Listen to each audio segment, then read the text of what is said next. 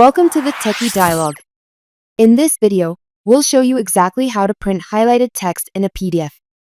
If you find this guide useful, make sure to subscribe to our channel for more tech tips and tutorials. First, open your PDF file in Adobe Acrobat. Once it's open, use your cursor to click and drag over the text you want to highlight.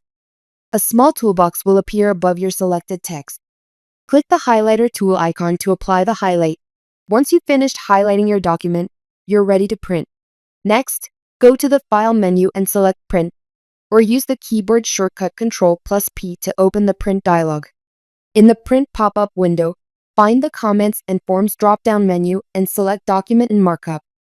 This ensures that your highlights will be included in the printout. Adjust any additional print settings as needed, such as page range or orientation. Click the Print button to start the printing process.